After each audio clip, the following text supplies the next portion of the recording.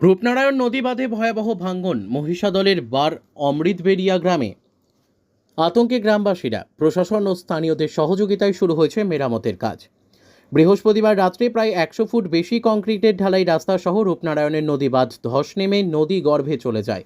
নদী ভাঙ্গনকে কেন্দ্র করে উত্তেজনা ছড়ায় মহিষাদলের অমৃতবেড়িয়া গ্রাম পঞ্চায়েতে। নদী বাঁধের এই ভয়াবহ ভাঙ্গনের রীতিমতো আতঙ্কিত হয়ে পড়ে গ্রামবাসীরা।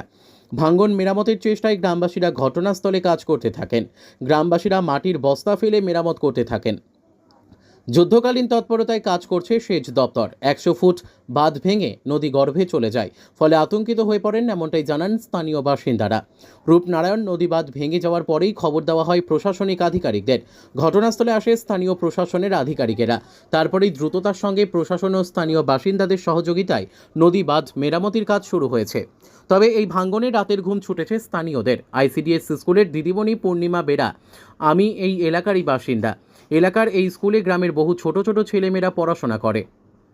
বারে বারে নদী পার ভেঙে যাওয়ায় গ্রামবাসীরা সকলেই আতঙ্কিত।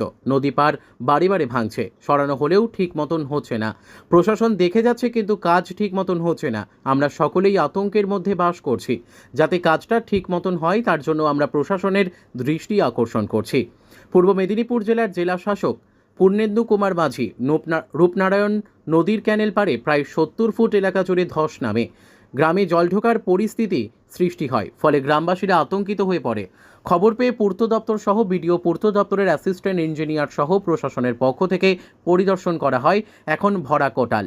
যুদ্ধকালীন তৎপরতায় বাঁধ মেরামতের কাজ শুরু হয়েছে। কাঁথি সাংগঠনিক জেলার সহসভাপতি অসীম মিশ্র বলেন, বৃষ্টি হলেই বাঁধ পরিদর্শনের কথা মনে পড়ে যায়।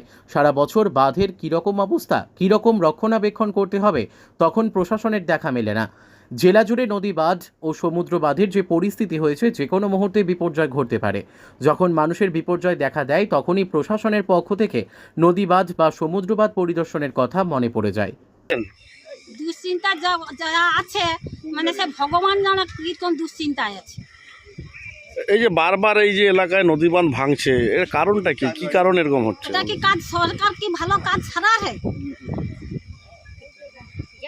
কি কি কি করছে সরকার থেকে? সরকার যে জায়গায় 10 টাকা পাঠাইলো সে জায়গায় 5 টাকা লাগাইলো। মানে সরকারের গাফিলতির জন্য যেটা হচ্ছে বলে মনে হচ্ছে। সরকারের গাফিলতির জন্য এই ঘটনাটা ঘটছে। এই বারুমিলে আতঙ্কে আছেন? আতঙ্কে আছে, সারা রাত ঘুমিয়ে হয়নি। কতটা দুশ্চিন্তা, আতঙ্কের মধ্যে? দুশ্চিন্তা। এই সঠিক কাজ কি করতেছে? 8 লাখ টাকা পাঠাচ্ছে, 2 লাখ টাকা কাজটা গুছিয়ে নিচ্ছে। এই বাসের কাজ করলে কি কাজ হবে? যেটা কাজের কাজ সেটা করছে না। মানে কি লোক দেখানি বাসের কাজ করে টাকা গুছিয়ে নিতে হবে? বাসের খুঁটে ফেলা হবে। এইসব নদী বাঁধে বাসের কাজ করলে বাম থাকবে, মানে যত ভাঙবে তাদের তো লাভ দেবে। বাম ভাঙলে টাকা পাঠালে গুছিয়ে ঘর চলে গেলে। আপনারা এখন কি চাইছেন? আমরা যদি সঠিক কাজ হয়, টাকা পাঠিয়ে দিল, ইয়া গুছিয়ে ঘর চলে গেলে কাজ যা হলো হলো, এরকম আমার দরকার নেই কাজের।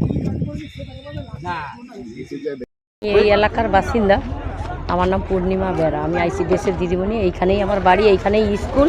নদী পাড়টা বারে বারে ভাঙছে, বারে বারে ঠিক করছে, তবুও কিন্তু ঠিক হচ্ছে না। প্রশাসন দিয়ে দেখে যাচ্ছে কাজই হচ্ছে, কিন্তু কাজের মতো ঠিক কাজ হচ্ছে না। হঠাৎ এখানে তো কাজ বন্ধই হয়নি, কাজ কিন্তু বারে বারেই হচ্ছে, তবুও এরকম হয়ে যাচ্ছে। এবার কীভাবে করলে সেইটা সবাই মিলে একটু সহযোগিতা করলে খুব কাজটা, বামটা যেন খুব সুন্দরভাবে কাজ। হ্যাঁ, আমরাই আতঙ্ক। রাত্রে তো কাল রাত্রে তো জল বাঁধ দিয়েছিল, আমরা কিভাবে থাকবো? আমাদের তো জাহান শুধু আকুচ পাকুচ করছে যে আমরা কিভাবে বাঁচবো। জিনিসপত্র, বাচ্চা কাচ্চা কোথায় যাবে? এইগুলো কিভাবে কি হবে? কিন্তু একই জিনিস একই জায়গাতে হচ্ছে, এত বাঁধতিছে তবুও কিছু হচ্ছে না কেন? আমরা চাইছি যাতে আরও একটু ভালোভাবে কাজটা হয়। আমরা তো চিন্তিত, মানে সে বলা যাবে না। আমরা প্রায় গ্রাম শুদ্ধ সবাই খুবই চিন্তিত। প্রায় 400 লোক থেকে কাল থেকে দিবারাত্রি করে আমরা কর্ম চালিয়ে যাচ্ছি, যাতে করে না জলটা ঢুকে। সেই পরিস্থিতিতে আমরা আতঙ্কিত হয়ে আপ্রাণ চেষ্টা করে যাতে করে না জল ঢুকে, সেই কাজটা আমরা চালিয়ে যাচ্ছি। এখন অবধি আমরা চালিয়ে যাচ্ছি দিবারাত্রি করেই। প্রশাসনিক কর্তা ব্যক্তিরা এসে তারা আসছে, এসে বলছে ভালোই হচ্ছে, তোমরা কাজপত্র করতেছ, আমরা আশাইতে আছি, তোমরা কাজকর্ম যেভাবে করতেছ ওইভাবে চালিয়ে যাও। আপনারা মানে এখন নদীর জলের পরিস্থিতি কেমন? এখন নদীর জলের পরিস্থিতি আগামীকাল যেটা ছিল তার থেকে প্রায় এক দু হাত কম হবে আজকে। জলের স্রোতটা যেহেতু কম, এরপর পর অমাবস্যা যেহেতু চলে গেছে, পূর্ণিমা যেহেতু চলে গেছে, জলের স্রোত কমতে আছে। তবে ভয়াবহতা একটু যত হলেও 10% কম আছে। বলছি আপনারা কি চাচ্ছেন, এটা স্থায়ীভাবে মেরামত? আমরা চাইছি যে স্থায়ীভাবে বাঁধটাকে মেরামত করুন, বোল্টটা দিয়ে বাঁধটাকে রক্ষা করার চেষ্টা করুন। তাহলে বাঁধটা আমাদের যে পল্লীরা আছে বা প্রশাসনের তরফ থেকে আমরা চাইছি যে বোল্টটা দিয়ে যদি বাঁধের কাজ করা হয় তাহলে প্রায় বাঁধটা আটকাবে। কিন্তু খাঁচা দিয়ে কিন্তু বাঁধ আটকানো যাবে না। খাঁচা ফেলছে চলে যাচ্ছে, খাঁচা ফেলছে চলে যাচ্ছে, তবু কথা নিচ্ছে না। বলছে যে এটা নবান্ন থেকে অর্ডার, আমাদের করার কিছু নেই, এখন এই কাজটা আমাদেরকে চালিয়ে যেতে হবে। ঠিক এইভাবে করে তারা কাজটা চালিয়ে গেছে। এটা আগামী কোটালে, যেটা আমার সাথে তারপরে কোটালে 15 দিনের মধ্যে এই কেস হয়ে গেছে। কিন্তু এটা 15 দিন আগের ব্লকে এই যে রূপনারায়ণ নদী, তার যে এই যে ক্যানেল পার, এখানে গতকাল রাতে প্রায় 12টা নাগাদ প্রায় 70 ফুট জায়গা জুড়ে একটা ধস নামে। গ্রামবাসীরা আতঙ্কিত পড়ে। এখন কোটাল চলছে, ভরা কোটাল, ফলে জলটার উচ্চতা অনেক বেড়ে যায়।